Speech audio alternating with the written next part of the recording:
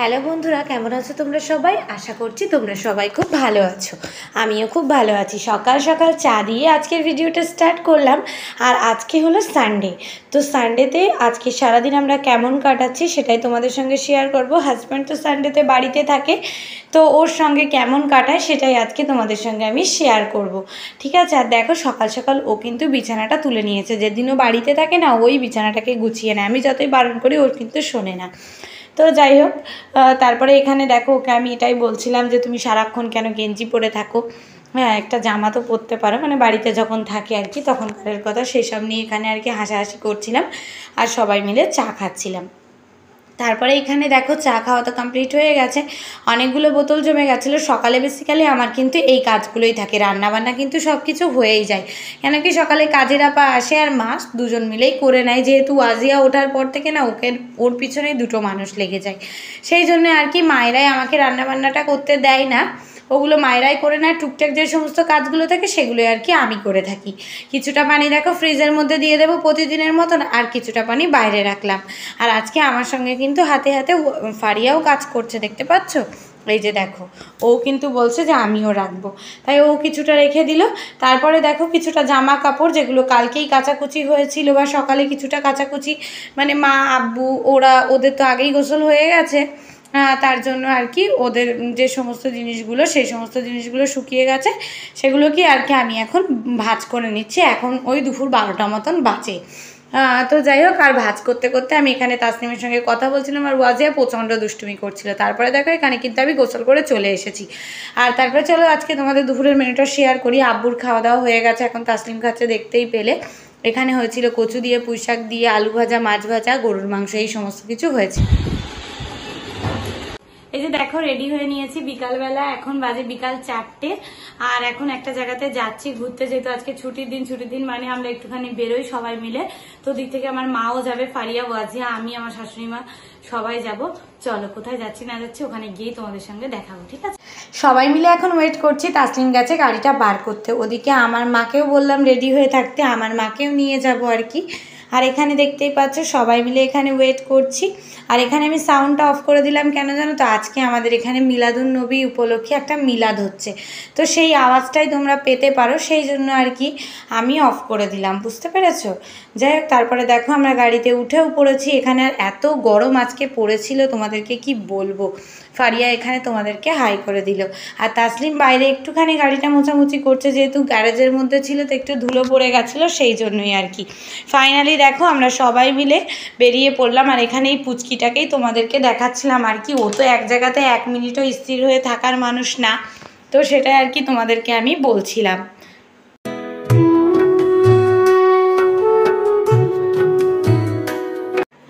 পিছনে তোমরা শুধু ওয়াজিয়ার কাণ্ডটা দেখো, কত লাফালাফি করছে, মানে ও একটা মিনিটও এক জায়গাতে কিন্তু স্থির থাকার মানুষ না। আর তোমাদেরকে কি বলবো, ওয়াজিয়া ঘুরতে ভীষণ ভালোবাসে, মানে আমিও ঘুরতে ভীষণ ভালোবাসি, আমার মেয়েও কিন্তু ঘুরতে ভীষণ ভালোবাসে। আর আমার মেয়ে আমার মতো হবে সেটাই তো স্বাভাবিক, তাই না? আর আমরা কিন্তু চেষ্টা করি প্রতিদিনই কোথাও না কোথাও একটুখানি বেরোনোর। কেন জানো তো? বাচ্চাকে নিয়ে যদি প্রতিদিন একটু একটু বেরোনো যায় না, তাহলে কি আর প্রতিদিনও যদি না হয়, অন্তত 2-3 দিন যদি বেরোনো যায় না, এতে বাচ্চারা পরিবেশের সঙ্গেও তো অনেক তাড়াতাড়ি মিশতে শেখে, আর ওদের ব্রেন ডেভেলপমেন্টও কিন্তু অনেক ভালো হয়, আর ওদের মন মানসিকতাটাও ভালো থাকে। ঘরের মধ্যে একভাবে পড়ে থাকলে কিন্তু বাচ্চাদের অনেক রকমের সমস্যা দেখা দিতে পারে। সেই জন্য আমরা চেষ্টা করি সব সময় একটুখানি বাইরে আসার। বাচ্চার কিন্তু বৌদ্ধিক ও মানসিক বিকাশের জন্য খুবই প্রয়োজনীয় এই মাঝে মাঝে ওকে নিয়ে ঘুরতে বেরোনো, ঠিক আছে? তো চলো আমরা যাই, তারপর আবার তোমাদের সঙ্গে গিয়ে কথা হচ্ছে। তো এই যে দেখো, তোমাদেরকে বলেছিলাম আজকে আমরা একটা জায়গাতে যাচ্ছি। জায়গাটা দেখো কতটা সুন্দর, ঠিক আছে? এই যে দেখো পিছনে সবাই আছে, ওই যে মায়েরা দেখতে পাচ্ছ, আর এই যে আমরা সবাই এখানে, আর ফারিয়া ওই যে দেখো ঘুরে বেড়াচ্ছে।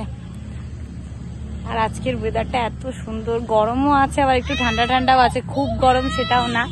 আর আকাশটা তো সেই লাগছে। চলো তোমাদেরকে দেখাই ব্যাক ক্যামেরা করে। এই যে দেখো, জাস্ট কি ভালো লাগছে।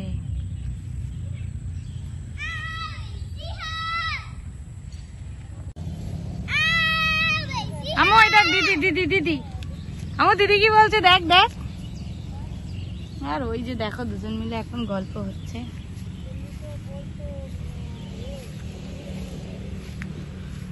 এই ভাল লাগছে না তোমাদের এই জায়গাটা?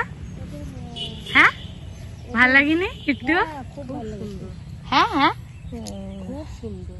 মা তোমার ভালো লাগেনি? তুই তার থেকে চল আমাদের স্কুল মাঠে। তোমাদের স্কুল মাঠে তো তুমি নিয়ে গেলেই যাবো। তুমি একদিন নিয়ে চলো।